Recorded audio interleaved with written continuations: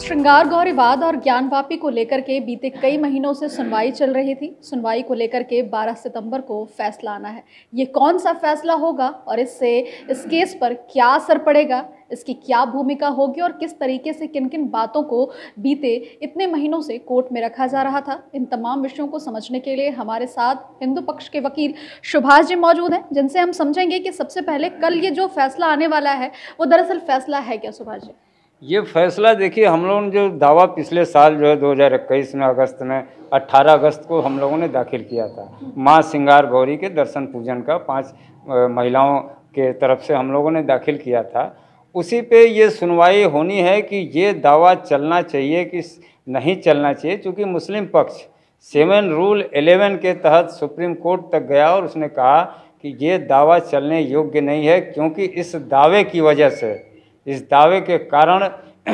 1991 का जो places of worship act है वो बाधित हो रहा है, वो कानून जो है बाधित हो रहा है। इसलिए इस दावे को खारिज कर दिया जाए, ये चलने योग्य नहीं है। 7 रूल 11 में उन्होंने जो सुप्रीम कोर्ट में एक प्रार्थना पत्र दिया, जिसपे सुप्रीम कोर्ट, माननीय सुप्रीम कोर्ट ने निर्देश दिया, दिशा निर्देश कहिए या गाइडलाइन उसने दिया है कि आदेशित किया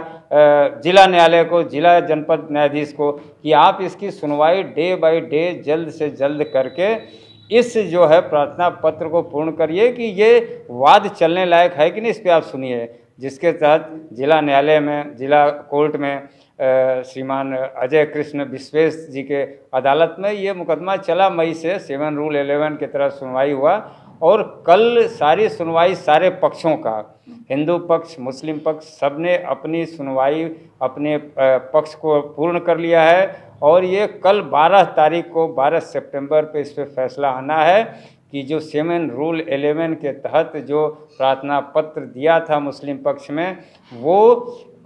एक्सेप्टेबल है कि नहीं है। संक्षेप में समझने की कोशिश करेंगे कि ये 7 रूल 11 आखिरकार क्या है। 7 रूल 11 कोई भी दावा, कोई भी वाद जो है चलने योग्य है कि नहीं, मेंटेनेबल है कि नहीं, पोषणीय है कि नहीं, इस पे जो है 7 रूल 11 में सुनवाई होती है कि ये जो आपने दावा किया है ये चलने योग्य है कि नहीं। इस पे सुनवाई होने के बाद न्यायालय तय करता है, अगर सुनने योग्य है तो चलाएगा, नहीं सुनने योग्य है तो खारिज कर देगा।